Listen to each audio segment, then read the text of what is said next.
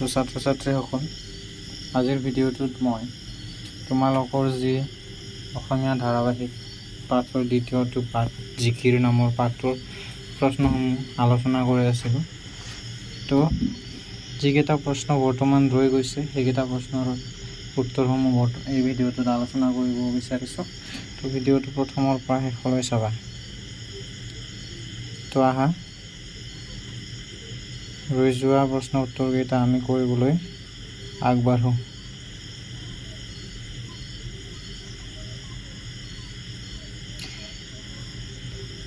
যোৱাটো ভিডিঅ'ত আমি ইয়ালৈ আলোচনা কৰিছিলোঁ। তো আজিৰ ভিডিঅ'ত আছে সজাৰ মইনাটিৰ অনেক যুৱতী দেওমাৰি পাৰ হ'ল এৰিলে বিৰিতি। এইটো ব্যাখ্যা কৰিব দিছে। তো আমি প্ৰসংগখিনি লিখিম। উক্ত কবিতা ফাঁকি আমাৰ পাঠ্যপুথিৰ অন্তৰ্গত আদান ফকীৰৰ দ্বাৰা ৰচিত জিকিৰ নামৰ পাঠৰ পৰা তুলি দিয়া হৈছে। সংগতি উক্ত কবিতা ফাঁকিৰ জৰিয়তে কবিয়ে মানৱ দেহত আবদ্ধ হৈ থকা অবিনাশী আত্মাৰ মুক্তিৰ কথা কৈছে। তাৰপিছত ব্যাখ্যাখিনি এনেদৰে হ'ব। মইনা চৰাইক সজাত বন্দী কৰি পুহি ৰখাৰ দৰে আমাৰ আত্মাকো মানৱ দেহৰূপী সজাত বন্দী কৰি ৰখা হয়। সজা এটাত বন্দী মইনা চৰাই এটাৰ যিদৰে মিঠা মাত মাতি গৃহস্থৰ মন ভুলাই, ঠিক তেনেদৰে মানৱ দেহত বন্দী আত্মায়ো নানা ধৰণৰ আচৰণেৰে মানুহক সুখী কৰিবলৈ মুক্তি দি কাম কৰিবলৈ বাধ্য কৰায়। গোটেই জীৱন দেহটোৰ সুখ দুখৰ চিন্তা কৰি দেহটোৰ প্ৰেমত আচ্ছন্ন হৈ থাকে। কিন্তু দেহৰ সৈতে আত্মাৰ এই সম্পৰ্ক ক্ষন্তেকীয়া।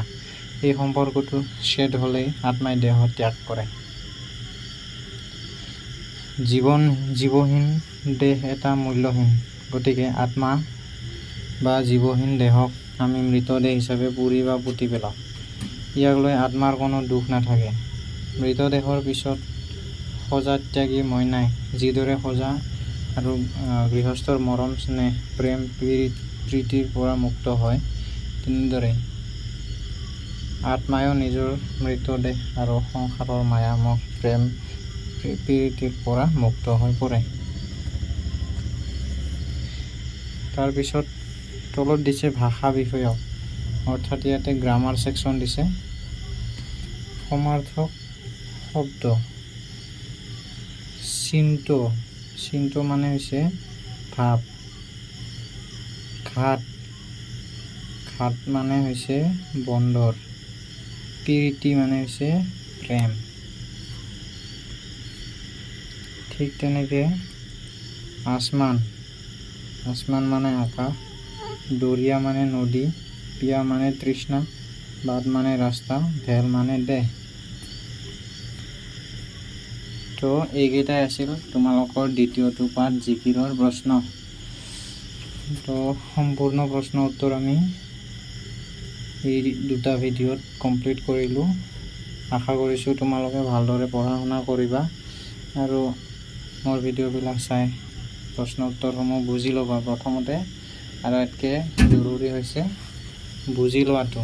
এবাৰ যদি তুমি বুজি লোৱা, যিকোনো ধৰণেই প্ৰশ্নটো আহিলে তুমি উত্তৰ কৰিব পাৰিবা। তো আজিলৈ ভিডিঅ'টো ইমানেই।